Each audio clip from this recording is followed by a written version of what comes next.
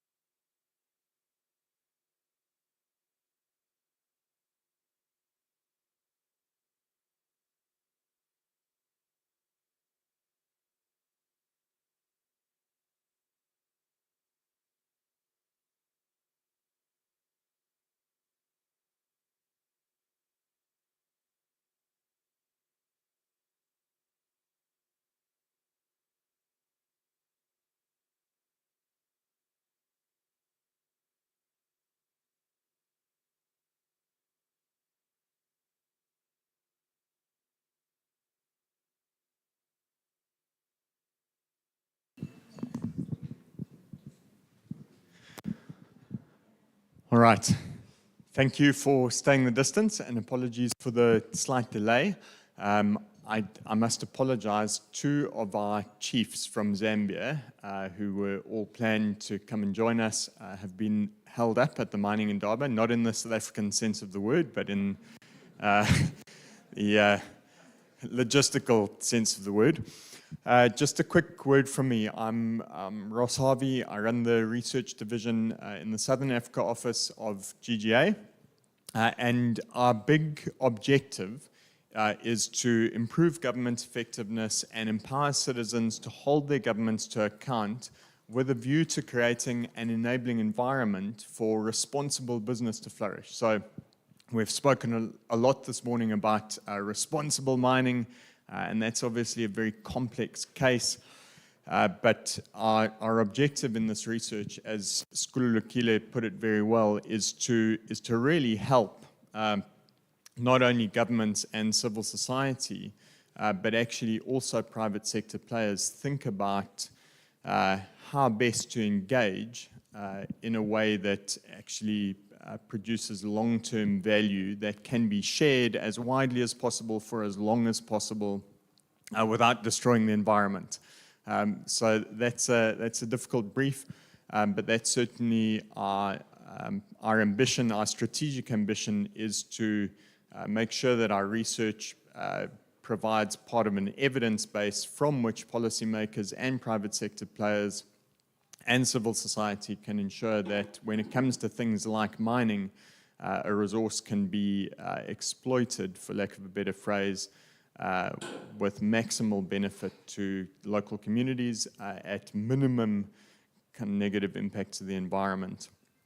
And so, given what we've heard this morning, I'd like to invite our panelists up to come and join me on stage. I'm not going to give lengthy introductions for the sake of time, and I'll actually just grab a seat with them. But if I could please invite Tafara Chiremba, thank you for stepping in at the last minute, and Mr. James Gordon, who I've known since 2015 and is a valuable player in this space with lots of private sector and mediation experience.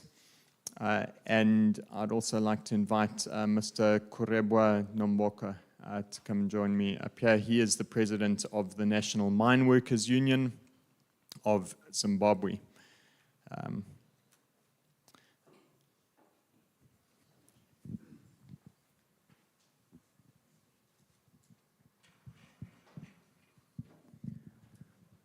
Okay, so we're going to roll with a relatively fast panel discussion. We're going to try and keep it as interactive as possible.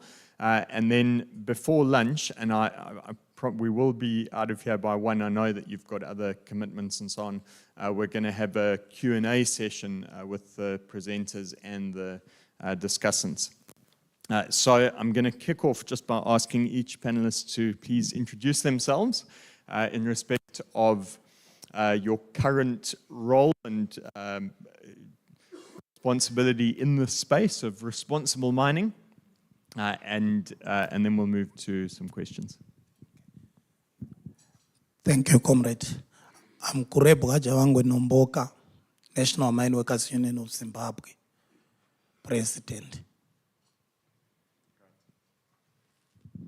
Morning, everyone. My name's James Gordon. I am a lawyer by my background, but you mustn't hold that against me. I've, for the last 15 years, been much more involved in mediation, conflict resolution, and specifically resource conflict resolution. So I've worked extensively with mining companies in South Africa, Southern Africa, East Africa, and the Americas, handling a lot of these trust-related issues. What's a fair share? How do we divide that? What are the impacts for good and for ill? And how do we manage those? Thank you very much. My name is Tafara Chiremba. I'm with the Africa Institute of Environmental Law, IO. I work on the private sector engagement issues, mainly helping the private sector players, mining companies, to embed ESG in their operations. So we work with the private sector to develop ESG policies, to train them on how to conduct materiality processes, and also to ensure that they have the necessary expertise to report on sustainability. But also on the other end, I work with governments within the region to ensure that they develop policies and laws that integrate sustainability. Thank you. Going to pass the mic until we get a second one. All right, so on that note, thank you for agreeing to participate in this panel discussion. Could I ask you for some opening thoughts on what we've heard this morning so far, and anything else with which you'd want to open this conversation?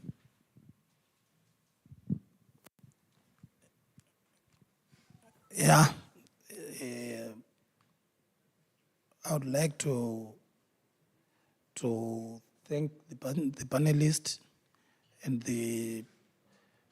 I would like to honor everyone in here present for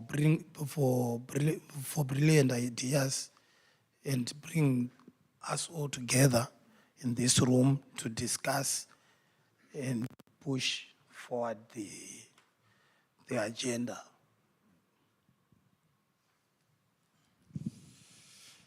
Thanks, Ross. So I'm very familiar with mining in Zambia, less so, a little bit with Mozambique, probably more on the peace building side, and not really, other than loving the place, not really familiar with Zim. But what came across to me, certainly when I looked at the Zim and the Mozambique case studies, was the overwhelming developmental needs that are there, and in fact, the absence of the state. And I just know that mining companies are always terrified of working in an environment like that, because the needs are immense, and they cannot meet all of those needs. That's just the reality. What I think one has to, and so there's an overwhelming weight of expectation often. And because mining companies are effective and they're good at what they do, they are perceived outside as being, possible vectors of development progress. So there's a weight of expectation. And I find sometimes that creates an environment where the gate goes up even higher, and the arm extends even further to try and manage that. And somehow the answer has got to be, you've often used the expression, the flywheel. They can be a catalyst for development, but they are not the answer in and of itself. They can't be.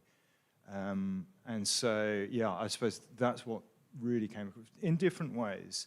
I mean, the Mozambique scenario is very different to the Zim one, but both of them represent really a complete absence of the state.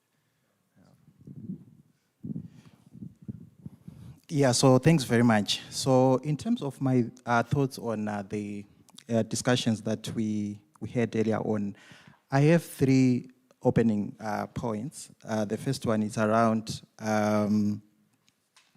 sustainability reporting as a practice. So you find that in most companies that we interact with, the issue of sustainability reporting is taken as a process to tick boxes. I think my colleague has already alluded to that. It's one of the findings that we got from the study that we did focusing on Zambia, Zimbabwe, and South Africa. And there is no practice. That's the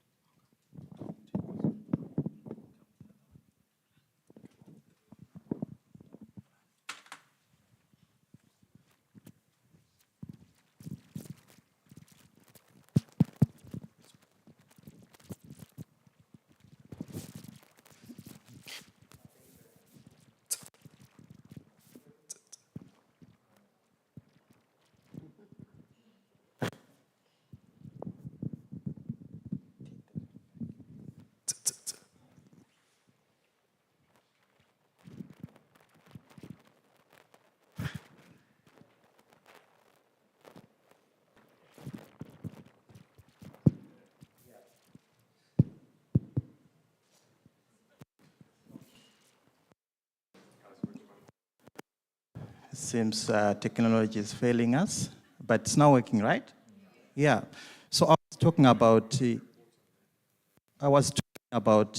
our experience in engaging mining companies and other private players on sustainability reporting, where you find that sustainability is taken as a compliance issue and not necessarily as a process to make an impact on communities.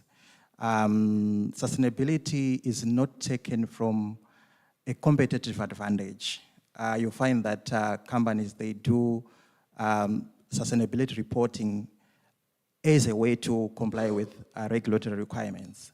And we noticed that there are a lot of gaps that are there in terms of using standards such as the GRI to actually structure sustainability reporting frameworks and to ensure that the processes that are supposed to be done before the actual reporting are done. For example, there's lack of appreciation of materiality as a concept to say what topics are you supposed to prioritize before you even start to report, and how do you engage both internal and external stakeholders before you even go to the process of reporting. So the issue of sustainability as a compliance issue is it's a worrying trend. There's a little focus, which is really the main purpose of sustainability reporting standards as the GRI, where the focus should be on practice.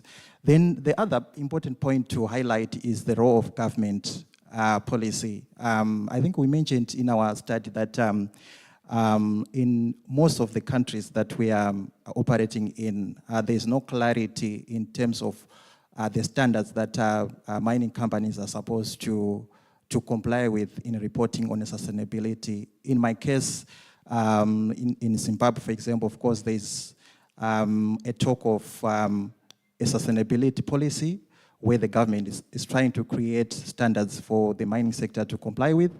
I think this is a good move because at the present moment, you don't have clarity in terms of the standards that players are supposed to use. For the listed companies, there's clarity because they already have some guidance in terms of how the process of sustainability is supposed to be done. But in most of these sectors and companies, you find that clarity is not there. So I think there's a need for government to really come up with that policy direction. And as an organization, for example, we are currently working on the process to review the Mines Act. So we have the Mines Bill, where we also want to ensure that the issues of sustainability reporting are actually integrated in the new law that is coming on board. I think this will be a very progressive initiative because at the present moment, you find that it's only listed companies that are supposed to comply with sustainability guidelines. The rest of the companies, they are not complying. Of course, we know of the multinational companies, those big companies that are doing it because of their shareholding requirements, but the rest of the players are not really complying. And as such, we are trying to ensure that sustainability reporting is part and parcel of the new Mines Act that is coming on board, and also even the climate change bill. We are actually helping the government to draft the climate change bill, and there are a lot of provisions that we are also trying to influence so that companies are able to comply with climate change requirements and also sustainability requirements that will obligate companies to do reporting. Then I think the last point is about transparency and accountability. I think there was a mention about transparency, that it doesn't necessarily mean that when there's transparency, accountability will follow. I think that's one thing that I think we need to discuss, to say, how do we ensure that once there's disclosure of the impacts of mining on communities, how do we translate that into accountability? You'll find that in most of these governments, there's no deliberate attention to actually reform the laws. For example, in my case, you find that in instances where there's evidence in terms of illicit financial flows, how communities are not benefiting as a result of mining, you find that there are no mechanisms and policies that are put in place by the government to ensure that issues of equitable community benefit sharings are addressed, to ensure that issues of illicit financial flows are also addressed. So there's a need to ensure that we go beyond transparency, because data in itself doesn't necessarily mean that government would automatically review policies to ensure that mining is working for the people. It doesn't mean that even the companies themselves, even when they report on sustainability, it doesn't mean that their actions on the ground really speak to, for example, the taxes which they are saying they are paying to the communities. It speaks more to issues around engaging the community so that they prioritize the needs of the communities. Because it's one thing to say we want to budget for corporate social responsibility, but it's another thing to ensure that that money actually goes to the needs of the communities. So we don't see that practice, we don't see that accountability from the companies to actually whatever they have is actually translating into real impact on communities. Thank you. Yes.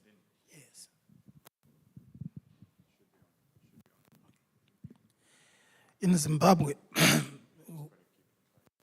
okay. In Zimbabwe, we have many challenges, especially as and the communities. I will start with the environmental impacts. Water pollution, ranging from cyanide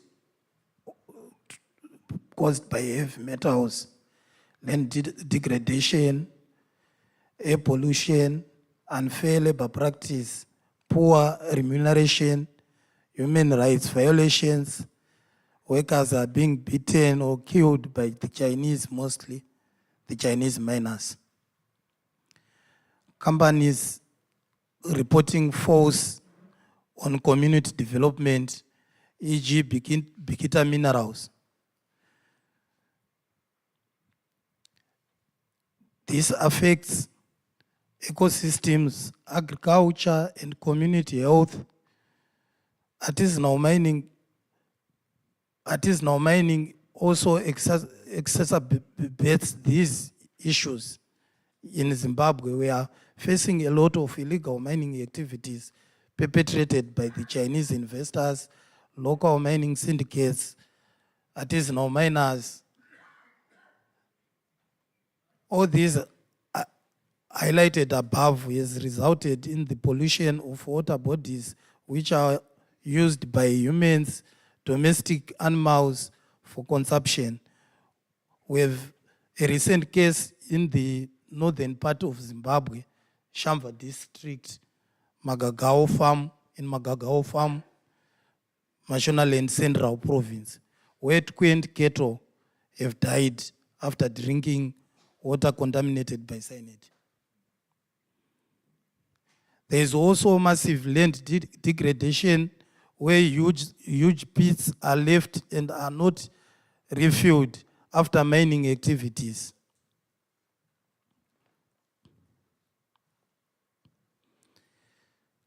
We need laws and enforcement to curb all these issues.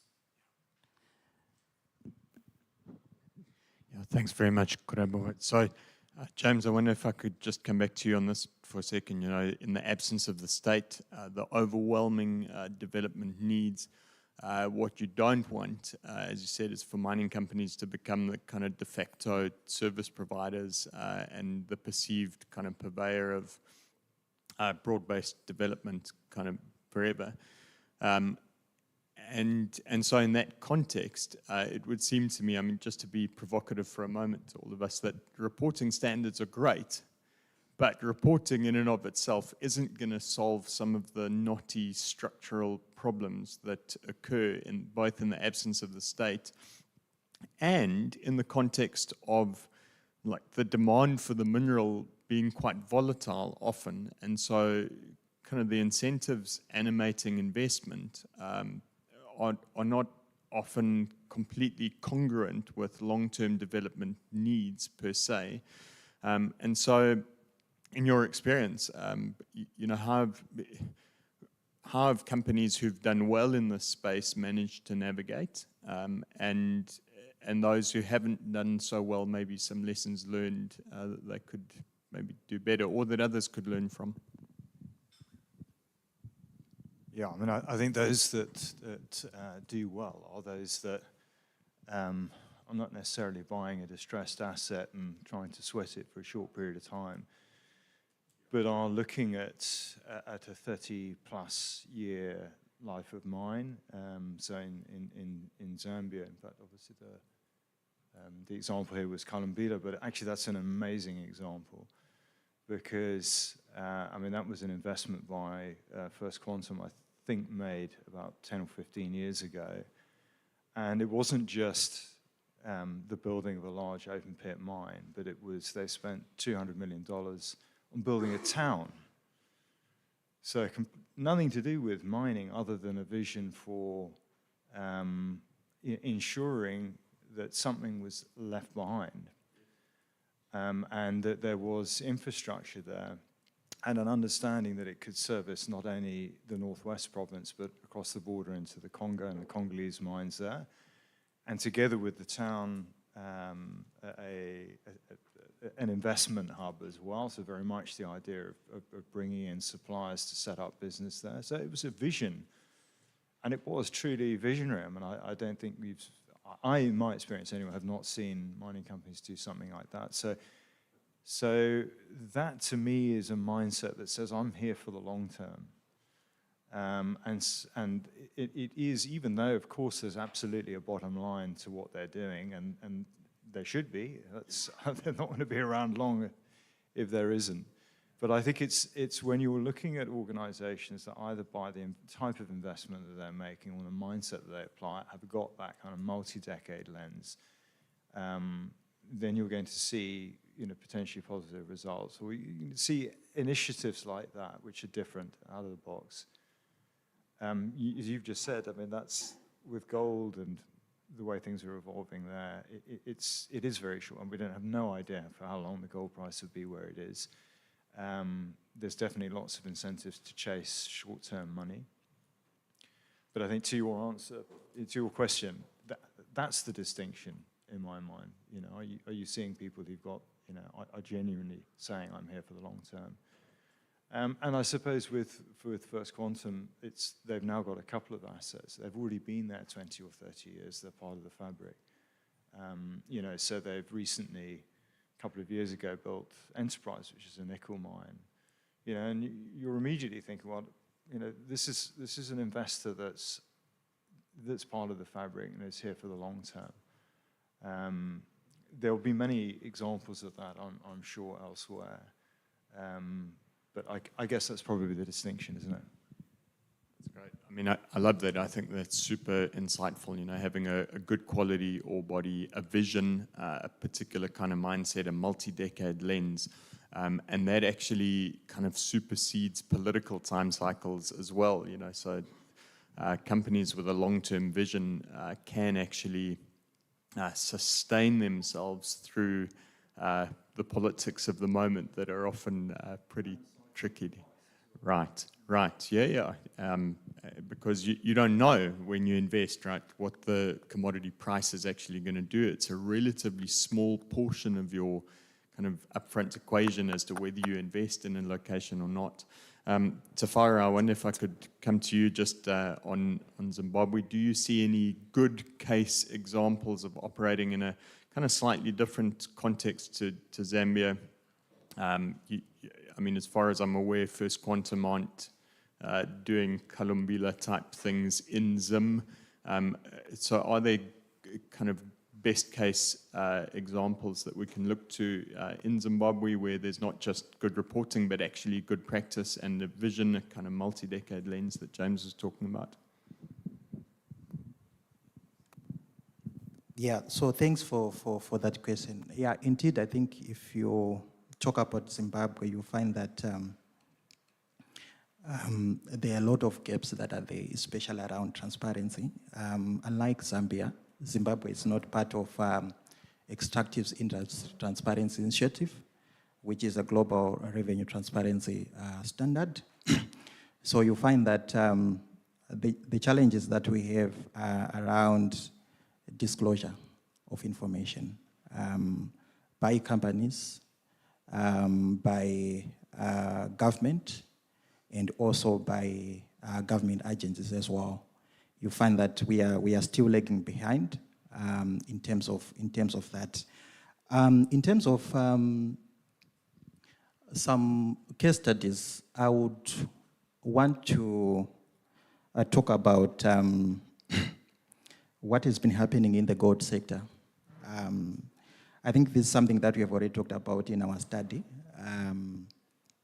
where we in terms of reporting on sustainability, although there are some challenges here and there. So you find that in the gold sector, for example, there's a large-scale mining company that is reporting on ESG, and I think in terms of the journey, they have tried to engage the communities to ensure that whatever revenue that they have, which is supposed to be channeled to the community, is actually channeled towards the needs of the community. They've actually come up with sort of an engagement strategy where they engage with the communities, where they also ensure that corporate social responsibility is embedded within the local authority under which their operations are actually a part of. So I think the challenge that we have seen in other areas is that mining companies, they just choose to sort of spend on corporate social responsibility without sort of engaging the local authority, which is supposed to lead in terms of provision of services and development. But in that particular area, you find that there is that relationship that's there between the company and the local authority, and whatever resources that the company has are actually channeled towards the local development plans of that particular local authority. Yeah. So I would say that there is some form of progress, although I think there is a lot which needs to be done, especially in terms of ensuring that the company allocates a fair share of its revenue from our gold exports. I think you know that Zimbabwe is endowed richly in gold, and the price of gold have been going up lately. And the company has been reporting super profits, if you check in their financial statements. But then if you check the profits figures and the allocation to corporate social responsibility, you find that there's a mismatch. There has not been any increase in the allocation towards corporate social responsibility, despite the fact that the company has been actually reporting double profits, right? And also, I think if you look at government policy, you find that government has also been snoozing on that because they've not adjusted their fiscal frameworks to ensure that government gets extra revenue from the prices that are going up. Recently, I think during the national budget that was promulgated last year in December, the government came up with a new royalty structure for the gold mining companies because government realized that it was losing out from gold exports because it has not been able to tap into the additional revenue that companies have been getting as a result of increase in price of gold. So recently they now decided to increase the royalty rate in order to tap into that additional revenue. But it took several years. While the price have been going up, so it means that even the revenue that was going to the local authority, it was sort of undervalued. It also meant that even the government's revenue was also undervalued because there was lack of government intervention in terms of policy to ensure that government gets a fair share of revenue from that particular mineral. Thank you. Yeah, thanks. I mean, I think it's often also difficult in contexts where you have an absence of a responsible state. Sometimes it's hard to know kind of where the revenues are going. And so while there's responsibility and onus on companies to do the right thing and to report and so on, often the state itself is just either lack capacity or the will to engineer both attract responsible investment and sustain responsible investment. Having an adaptive framework where everybody knows what the rules of the game are and that the rules aren't going to change kind of midway through the lifespan of the investment. So, I mean, on that note, Korebo, maybe you could tell us a little bit about how, in your how does mining, despite all the prevalence of standards and reporting requirements and so on, you were saying earlier that it often doesn't translate into benefit.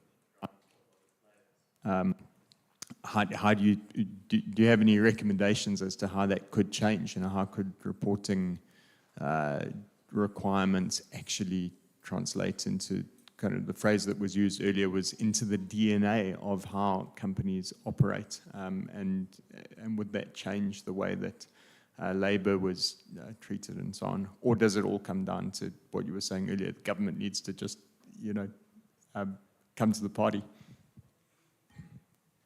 Thank you. I think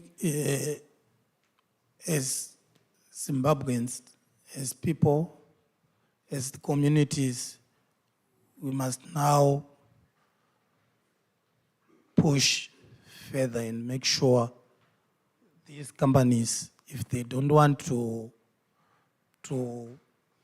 improve on social responsibility, on remunerating employees, we must picket their companies and disturb their production. A closing word from you then before we move to questions. In your experience, how have you kind of found best practice in respect to building trust, where there is mistrust and high levels of mistrust, sometimes for historical reasons, sometimes just because of the complexity that characterizes a situation? What, in your experience, you had to pick the top three things that led to a resolution that avoided picketing and shutting down production? Yeah, well, I think since we're on the subject of reporting, the fundamental to any resolution of a dispute of whatever sort is that you are operating from the same information. Yeah. Okay, I mean that invariably is not the case. And usually in most disputes, even if it's a marital one, I mean not everybody shares the same facts. And so if you're starting on the basis of maybe some shared information and some stuff you know yourself, and then frankly perceptions that you have about the other, you're not going to get very far. So I mean that to me, if we take away the acronyms and the tick box and what is the purpose of transparency? It's there so that we have a shared basis of information. We will have different perceptions, but at least we're working from the same starting point. Sure. I think one of the things that's making it complicated, or even more complicated, is that if I think in the last 20 years, the two countries that I probably know the most about would be here in South Africa and Zambia. I mean, the mining industry has changed radically, and it's gone from being essentially a Western, South African, Western mining set of mining investors to a complete rainbow, which it is now. And obviously that started with the onset of Chinese investment, which obviously is stratospheric now, but is more complicated now because it includes Middle Eastern money, it's Indian investors. I mean, in Zambia, the sort of top 4 mining companies have changed in the last 10 years. Right. And, everybody brings their own way of thinking and way of doing. And I think generally for most of the sort of, as was said by Davis earlier, the large Western mining companies, just even in the last 10 years now, you've got GRI, EITI, all of these international standards that they're complying with. There are local domestic standards that they have to comply with. If they're listed in Canada, there's ESMA, legislation, there are all of these reporting guidelines. And that takes huge internal capacity, actually. And so one of the things when we think about the smaller companies, it's not just that there may be a lack of knowledge, certainly, but it's not just they don't want to do it, it's the capacity to actually be able to report, to be able to, and that isn't just providing data, it's providing data sets in a certain way. So if I think about, how might one test their willingness? It's, are there organizations that could help with that capacity building? So that's not, we're coming in here with a set of judgments about you, and are wanting to produce some research that's going to give you a kicking at the end of it. But it's actually, can we come in and help you deliver on these, and indeed where there are gaps, help you thereafter. So I think there'd be an enormous amount of value in sort of pushing that further, because I don't necessarily think it's not wanting to. Then I think a huge area which I've been very much involved in is industry collaboration. So that could be, again, standards related. We're going to hold on each other. So in Zambia, relatively recently, last year, unfortunately, there was a terrible tailings dam spill into the Kafue River. Yeah. I mean, what one needs to say to everybody is that, yes, you may not have been responsible, but the social impact, the reputational impact is on mining. It doesn't matter that it's this company over here, and the reality is that company happened to be a member of the chamber. So it's got an impact. So do we hold each other responsible? And I think beyond that as well, when we're talking about developmental impacts, and particularly in contexts where they are severe, mining companies generally don't collaborate well together. They are competitors. And even though they may sit together in the Chamber of Mines, and there will obviously be policy matters that are of general application to them all, often that's not the case. They may have completely different views on whether or not to follow that line or this one. There may well be issues between them, there quite often are. There may be egos at play. Getting them to collaborate is not easy, but I think if we're wanting to make big impacts on trust and impact, asking them to do more of that. And so that could be collaborating on big infrastructure projects. It could be, one, we were talking about, building a school, but not having the teachers to, if you've just got this kind of CSR mentality that's in your particular area, we've got SLPs here that have to be filled out, etc. But there's a lot that can be done if you understand what's in each of your different 5-year programs, and actually how could I support that maybe by training teachers to your school. I think there are many ways there, both supporting this broadening span of the mining sector, this much greater spectrum, but also, as I say, even from the outside as well as within, trying to encourage greater collaboration. I think there's lots more impact, good impact that could be had. Yeah, that's amazing. Yeah, great contribution, James. Thank you. Tafara, you seem to agree. Can I ask you maybe for a closing comment, and we'll kind of come down this way and just close out the panel and open up to the floor for questions, both to discussants and the presenters. But yeah, maybe especially on this point of reporting requirements are onerous, and there's lots of capacity constraints and so on. And just looking at IRMA, there's not a lot of sign up, even though, in principle, nobody would look at IRMA and say, no, that's wrong. We'd love to all be super compliant with IRMA, but internal capacity constraints are a real thing. But, at the same time, we don't want to kind of hide behind capacity constraints. We actually have to have political will and want to do the right thing. And that kind of lays the foundation. Tafara, over to you. One of the things that James actually said, not now, but in a blog article many years ago on our GGA site, was that radical transparency is actually really crucial, like to create that set of shared understanding from which to go on. And I love the point about thinking more regionally and collaboratively. We don't see a lot of that, but in contexts where the state is largely absent, maybe that's increasingly more important.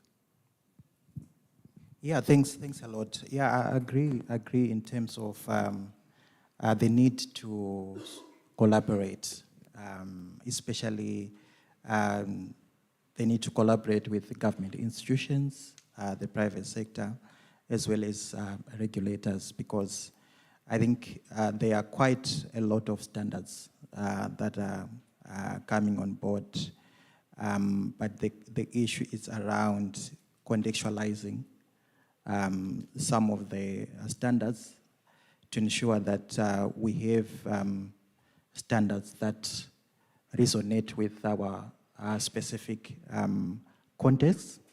So really getting to understand our situation with regards to transparency is quite important, and also to ensure that we build internal capacities within institutions. I think this is really something that is very fundamental, so that at least we make progress from maybe low levels of reporting to some level of reporting that can actually translate into some positive impact. I think from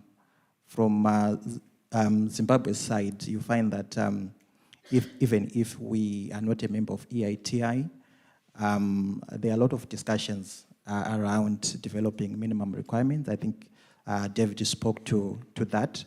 And I think that is where we need to bring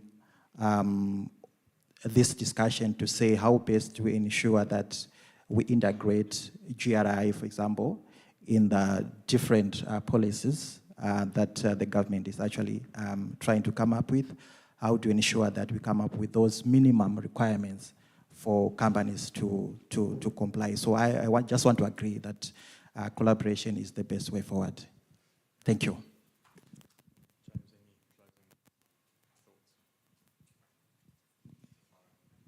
I think I'm pretty spent. Frankly, yeah, I mean, obviously, GGA is a wonderful institution in what you're setting out to achieve. And you and I spoke earlier about this. I think, you need to take some of these ideas and socialize them with mining companies. I mean, too often they're used to policy institutes or NGOs attacking them. I don't think that is in any way helpful.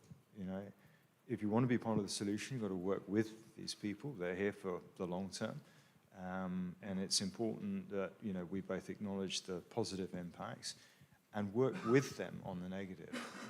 I think, this idea of some, evil mining type is a bit passé. I mean, yes, there are and always will be negative impacts of mining. But I think to sit alongside them and work with them. Personally, my experience is these are learning people, and when things go wrong, they're pretty good at putting them right.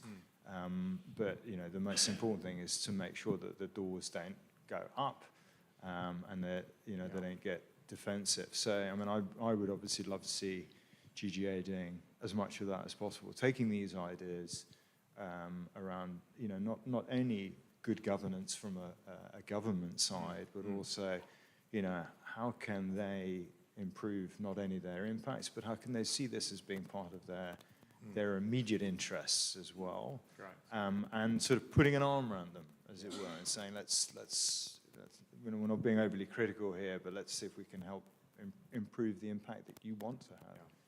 That's great. Yeah, that's super helpful. Yeah.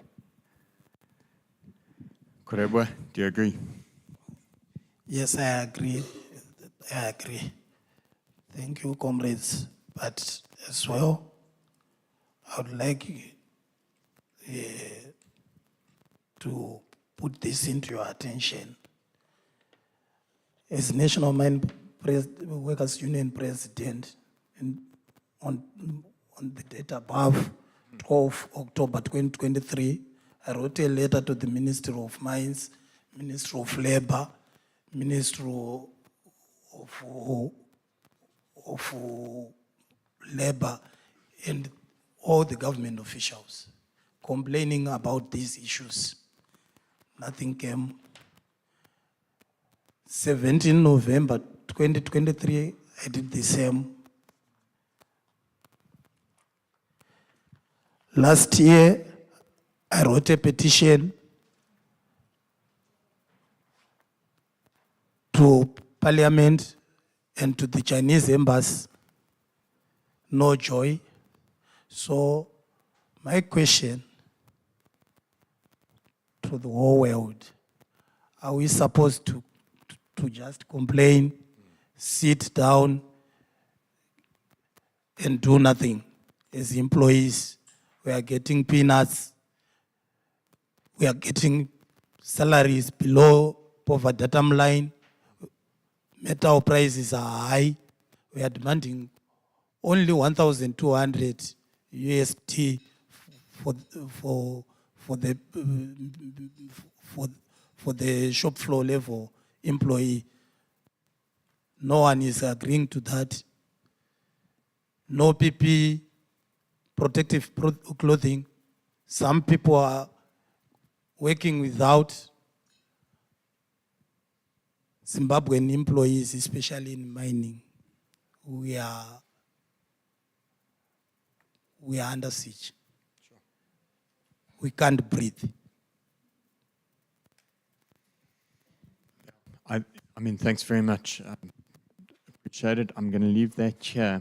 I think that's a good note on which to just kind of close the panel, and I'm going to open up to the floor. I think a lot of this speaks to the need for regional collaboration and collaboration among mining companies as well. It's not just civil society and the state holding mining companies accountable. It's actually mining companies themselves seeing that, hey, if we've got bad actors next door, it impacts all of us negatively, both environmentally and socially. Okay, I'm gonna be the mic distributor. Any questions for the panelists and or the presenters from earlier? I know you're hungry, but brilliant. Okay, I'm going to start with Lukona. And Lukona, I'm so glad that you came because somebody has to take the first step. Yeah, no, only a pleasure. Thanks, Ross. Lukona Mnguni is my name. There's something that has been raised about, I think, James, about the changing face of mining. And I think from a reporting point of view, just as a caveat, for some strange reason, I found myself doing a thesis on a global reporting initiative when I was in development studies in Edinburgh. And the companies that were case studies in that study 10 years ago, some of them have changed so much in terms of face. Lonmin is no longer Lonmin. Anglo Gold Ashanti has primarily listed in New York, moved its headquarters to London, How fundamental is that risk as we see the mergers and acquisitions and demergers? I mean, you look at Anglo-American now, colleagues at Valterra Platinum are having some conversations where they're looking for people to help them recreate themselves, rebrand themselves in terms of how do they not become an Anglo-Platinum light, for example, and they have their own way of doing things. How much of a risk is that in making the necessary gains in the mining sector, particularly if you see big companies trying to go for each other, Rio Tinto and Glencore just not long ago, which then forces BHP into the equation as to whether it's going to go for one of those companies and so on. In terms of just building a consistent culture, that's one.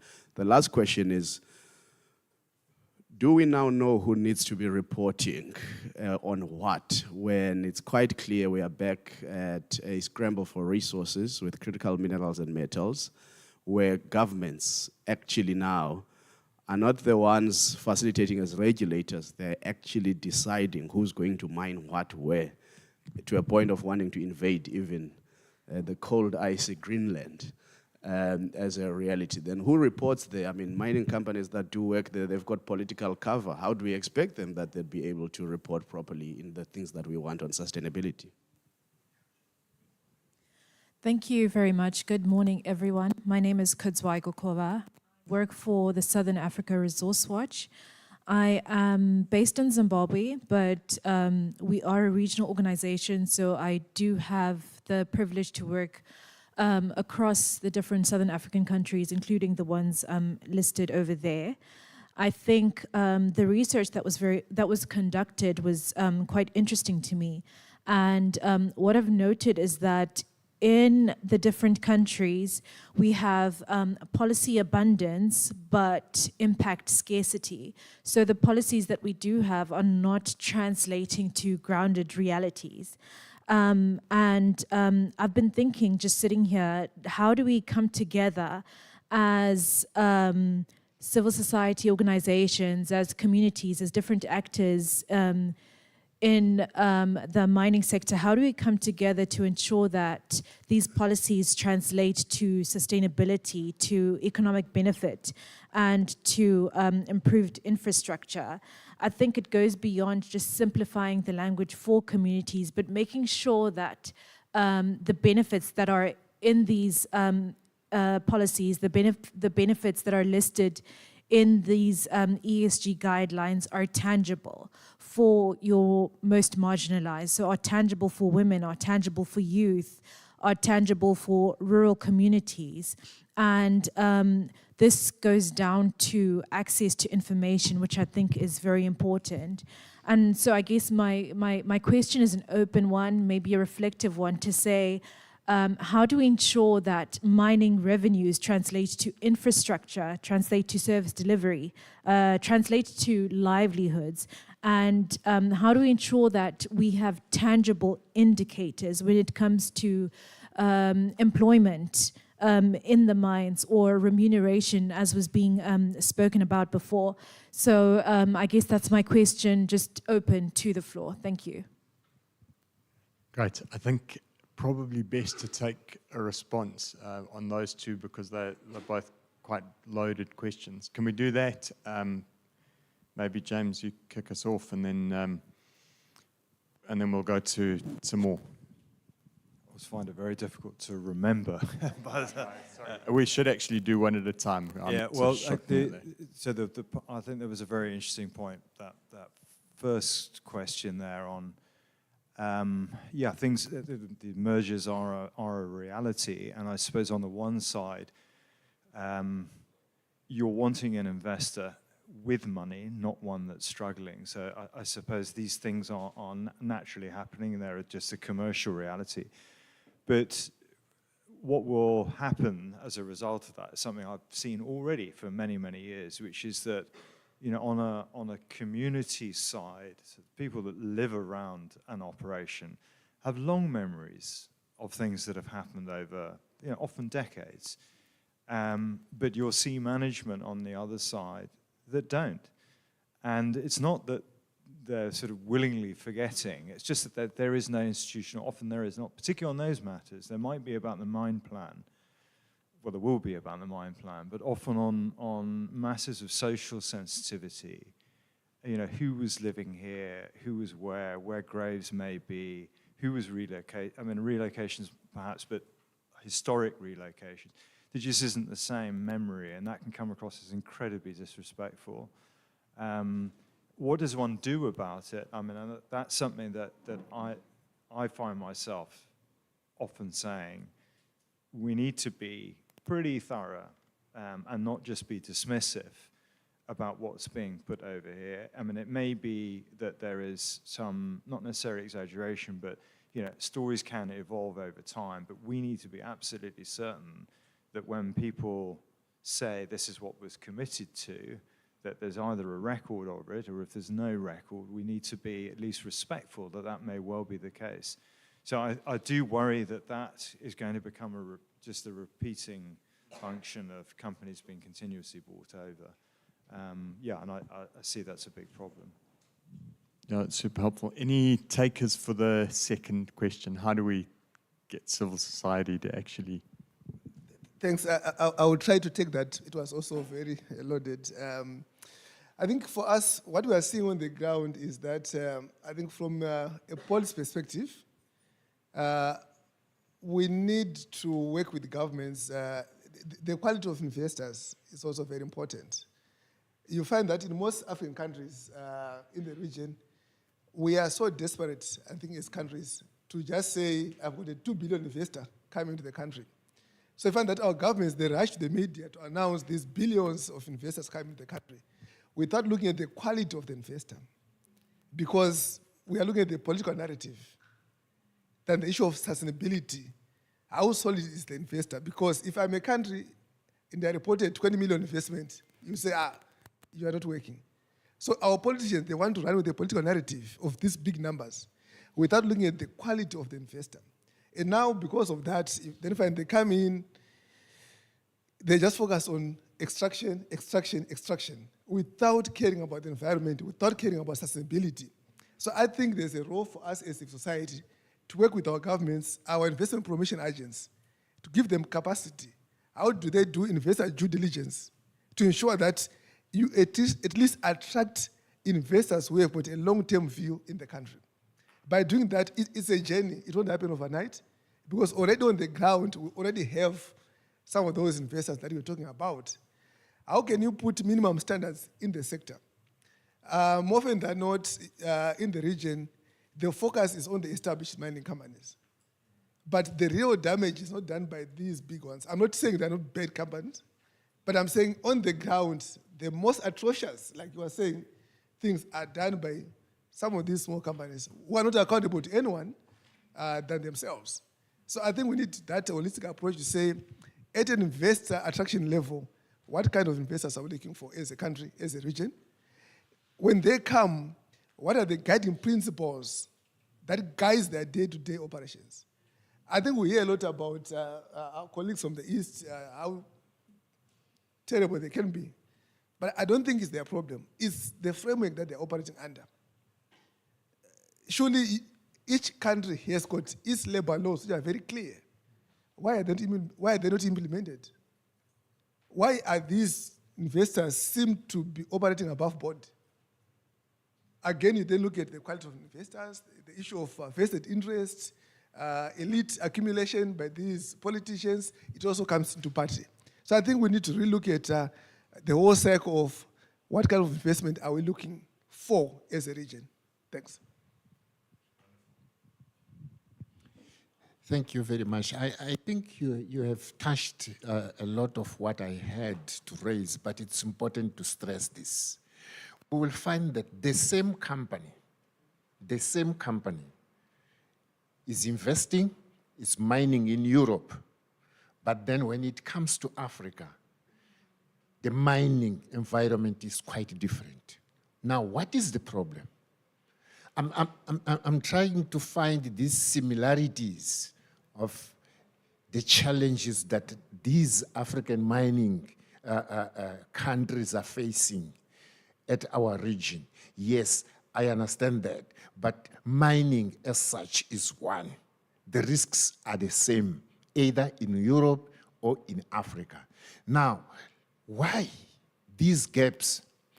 Are they, in the reporting context, are they challenges of the mining standard operations, or they are tied up with the political willingness? When we come to what he's raised now, until he knocked the doors at the parliament, seems like the political willingness is not there.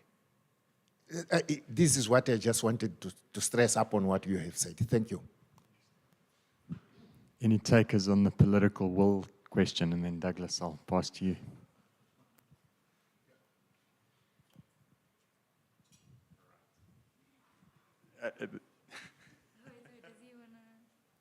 Douglas, did you want to respond to the political will question? Okay. Sorry, Mishka, that is gender discrimination. I'm sorry, guys. No, it's fine. I think it was along the same lines that we're raising. If you look at, I think the case has been raised about Zimbabwe and the political willingness. I think we have to put some context. The country has been under sanctions since 2002 or 2000 thereabout. Right now, 90% of mining in Zimbabwe is owned by Chinese companies, right? Which was not the case before the sanctions, right? So there was a lot of divestment by those companies that we were mentioning from the country, leaving the gap. And it's not like the Chinese expropriated the mines. They were buying them from the companies that were selling. In terms of the political willingness, then you have a government desperate for investors, like he's saying, and in an economy that has been failing, right? Looking for partners to reconstruct and redevelop the country. And then that's where you have these Chinese coming in and so forth. And I think this year, recently, the Ministry of Finance announced that for the first time in 30 years, the country has gone back to single-digit inflation. It's 4.6%. I think that's the figure that they announced. And that is at the backdrop of the investment from those partners from the East.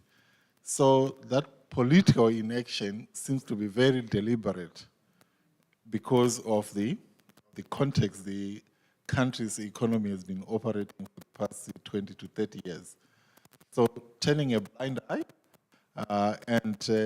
to what he is saying, if you look at mining, especially gold mining, 2/3 of gold output in Zimbabwe is now coming from small-scale miners and artisanal miners. It's no longer the big companies. So that's where the gold, 3.4 billion, that was earned last year, is coming mostly from the small-scale miners who don't have the capacity to address some of the challenges that you're mentioning, and also that lack of political willingness to disturb that lifeline for the economy that has emerged over the last 20 to 30 years.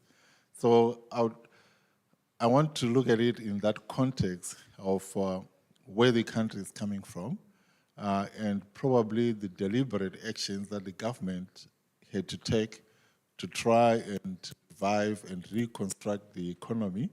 But right now, I think it's an opportunity time. I recall from the alternative mining last year that ESG has been put as a responsibility of one of the deputy ministers of mines, who's driving that responsible mining initiative under the ministry. So it's an opportunity time to also come in and influence the direction in which that policy is taking place. I think there's the review of the Mining Act, which is currently undergoing. So that's an opportunity to also include the civil society voice and all the other voices that can influence the process.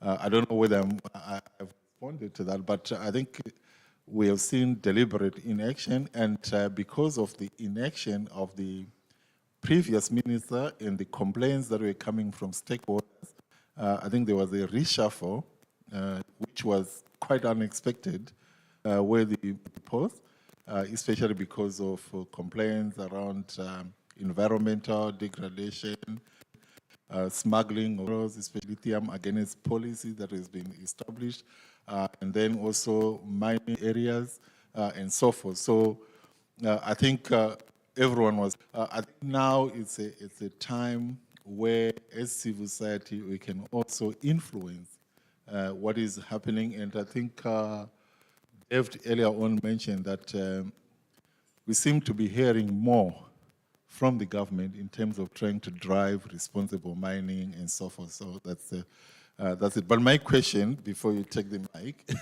I was hearing Farah, and I also heard from David. But my question is, what is the challenge in extending the statutory instrument 134 to the rest of the mining companies or any other company?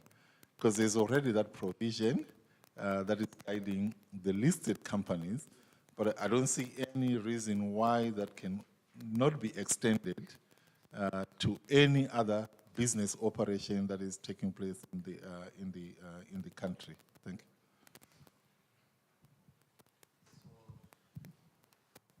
Thanks, Adage. I don't see any problem. And that's the reason why we are actually advocating for it under the amendment to the current Mines Act. Because I think what is required is sort of some provisions around ensuring that every mining company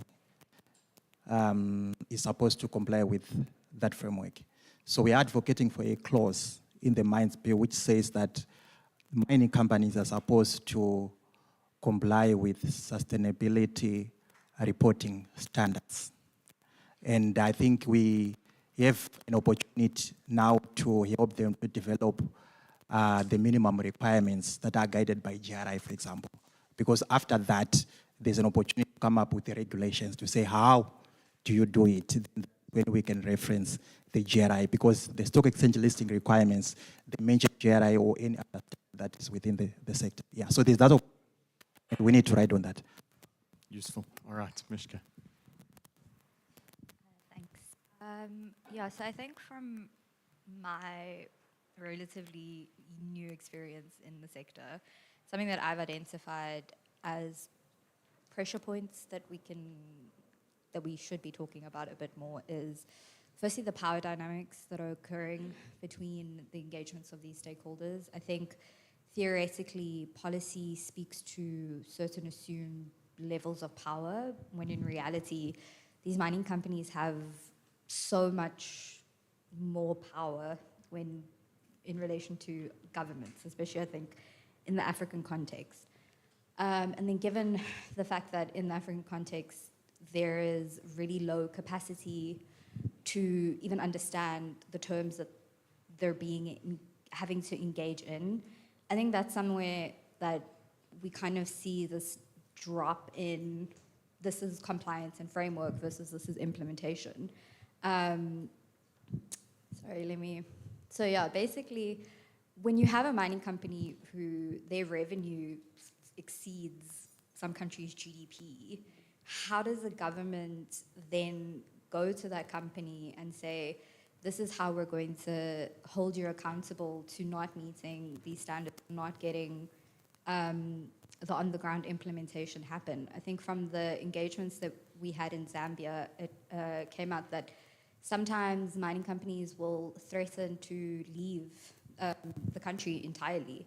I mean, in the context of Zambia, where you have a country that's so dependent on these extractive resources and the revenues that are generated from it, that dynamic shifts entirely. And so I think when we're analyzing it and we're saying, why is it not translating? There's a lack of understanding that governments are limited in how much they can hold companies accountable. I just wanted to know, like, how do we think about that a little bit more critically and understand where responsibility then falls and on who the need is to get the thing done? Because it's easy for governments to say, well, we don't want to stress out the company too much, and it's easy for mining companies to say, we've done the compliance part of it, but that link between this is something that's our responsibility and we're taking ownership of it, where does that come from? Yeah.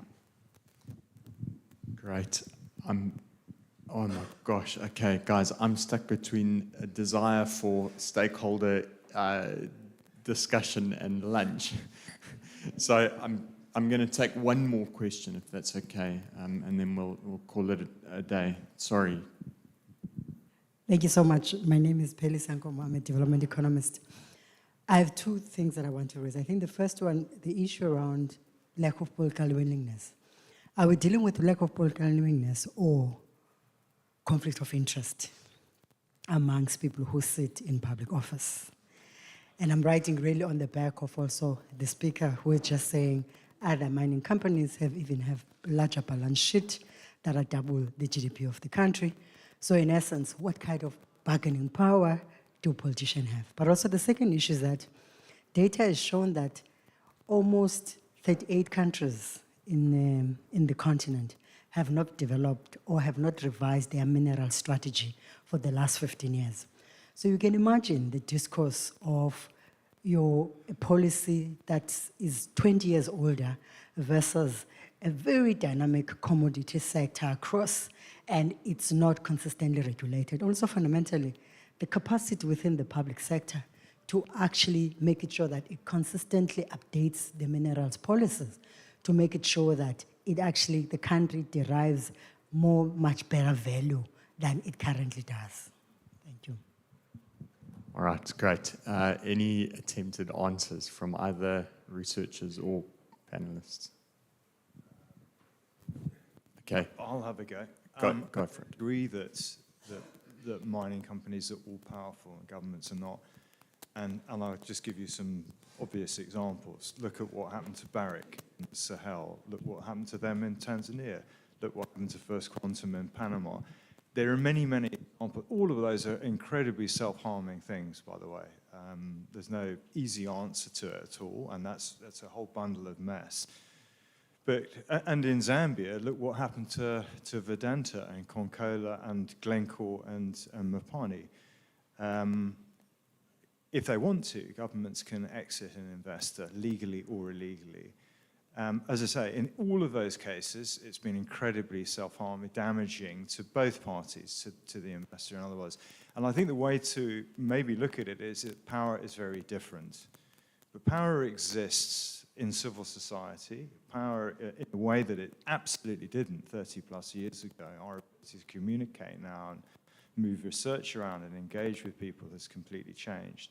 To me, that's what interested me in this area, is that the nature of power is very different. There are all sorts of imbalances. So yes, I mean, mining companies have got a lot of money and they've got a lot of technical expertise, but sometimes their legitimacy, so their legitimate power, social power may be completely low, it may be somewhere, in the medium, and they don't ignore that at all. They recognize that's a significant force because their license of getting it wrong on a number of occasions. So your government power, your social power, mining company power are not the same. But please I don't think it's right to say one is power. And it's how do we get the balance between that? The knowledge that they possess is very different. So I've seen many, many occasions where, government will have certain perceptions around things like illicit financial flows. Its answer to that may be incredibly harmful, and it would have been perhaps better had there been a different way of looking at it, backed by a whole lot of capacity to do proper audits, for example. So they might have a policy response to that, as they did in Zambia, which was to do away with mining taxes, which is going to go for royalties. That means less money for them and a lot for the mining company. There's lots of room if this power, these various different pools of power, I would, okay, this is a complex structure. How do we try and communicate better? How do we get over the perception divide that there exists? Rather than seeing it as, this is a lack of state capacity, because I really don't think that's the case.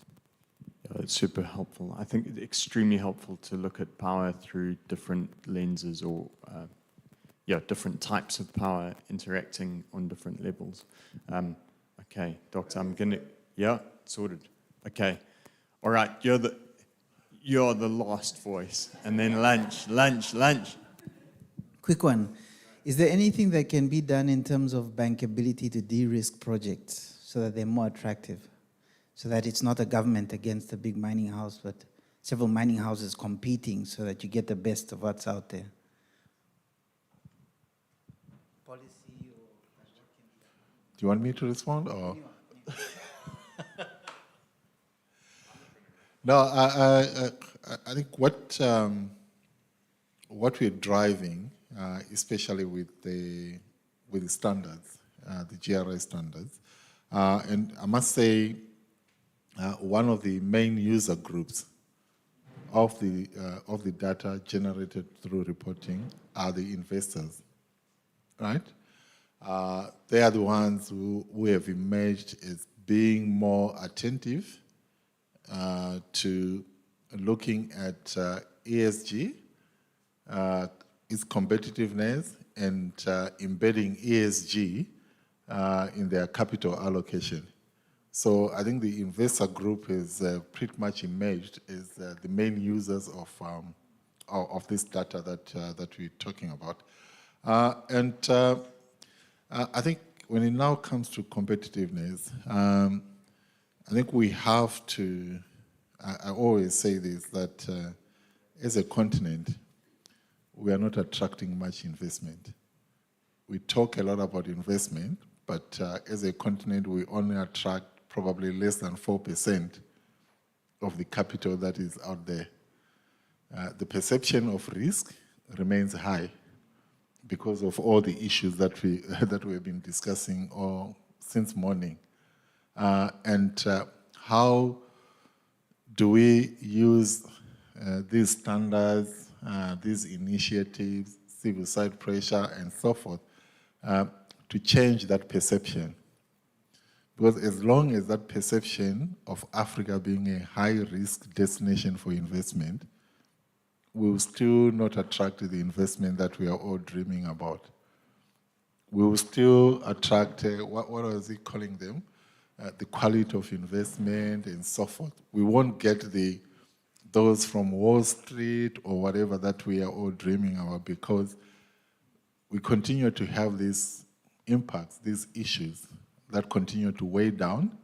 And also, I think the lady asked whether it's willingness or conflict of interest. We also have challenges in terms of having accountable leaders, right?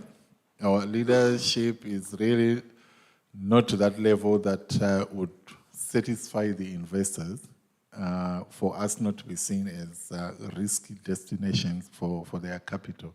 So we still have a lot of work to do, and hopefully the standards, as they are embraced by government and also civil society putting the pressure, then probably we'll move towards de-risking our continent. And I can share with you right now that it's not only the investor from outside, but around 80% of the capital from Africa is invested outside the continent, right?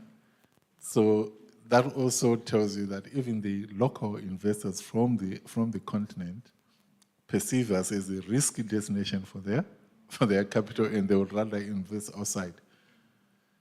Right? So we have a long way, and that's why as GRI we're pushing more around impact reporting, right?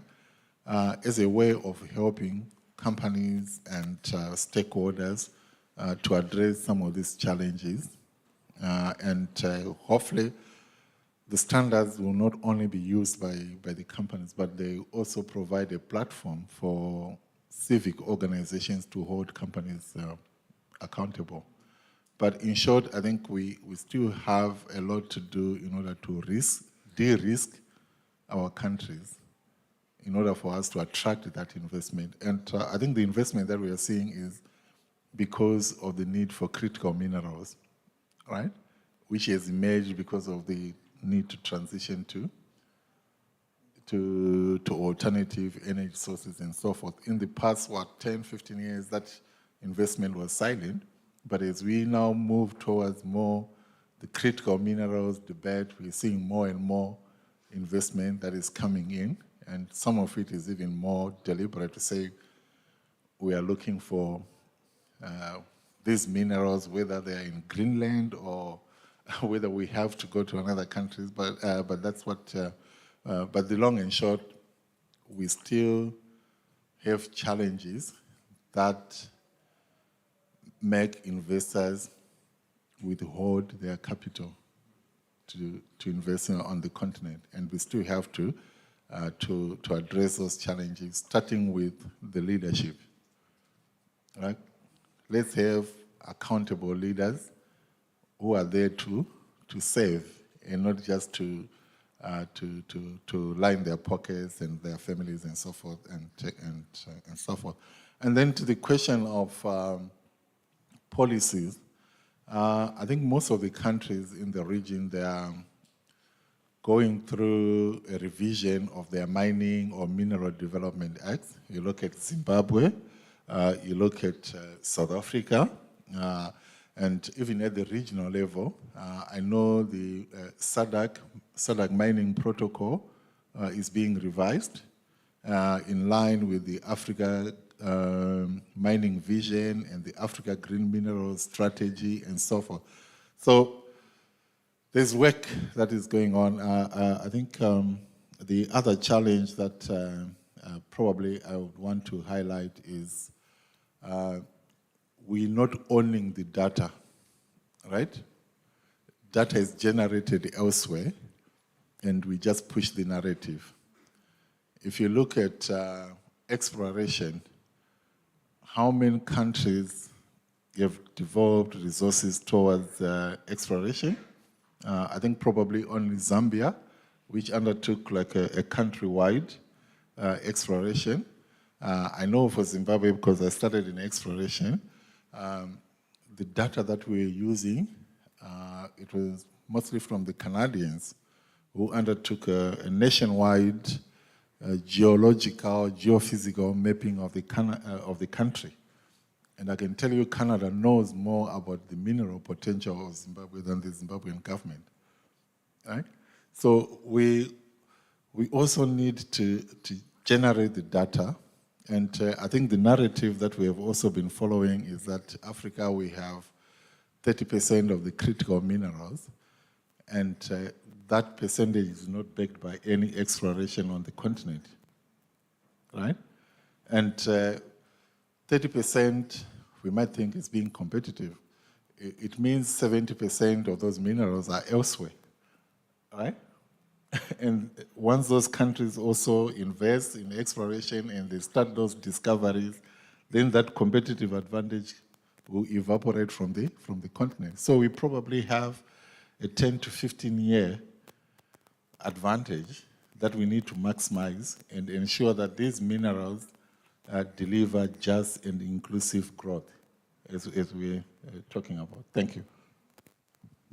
Agreed. Yeah, if Sheila Kama was here, she'd say we have no basis for the 30% figure, which speaks to your point about data. Okay, so on that note, I am an economist by training, and I understand that the opportunity cost of coming to a GGA event is sometimes high.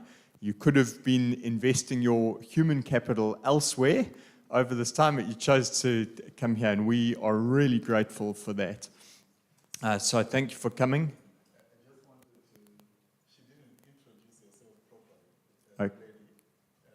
She's the one who's giving the SADC mining protocol review. Ah. Oh, she just introduced herself as an economist. Okay. Well, there we go. All right. So to my panelists, a massive thank you to each of you. Really appreciate it. To my GGA team and the researchers who did the work on the ground, thank you. And then lastly, to the GRI team, who we are very pleased to have co-hosted this event with, and to the Southern Africa Trust who sponsored the research work. Massive thank you to everyone. Please enjoy a networking lunch, and we'll see you during the course of the week. Just one announcement from GRI and ourselves. What I shared was more like a summary of our study in Zambia, Zimbabwe, South Africa. So we are going to have a detailed presentation on Thursday covering more granular in terms of our findings on Thursday. So those who are interested, kindly see me after during lunch hour so that I can give you the details. Thanks. No, it's all good. Okay, great. With that, adjourned. Massive thank you.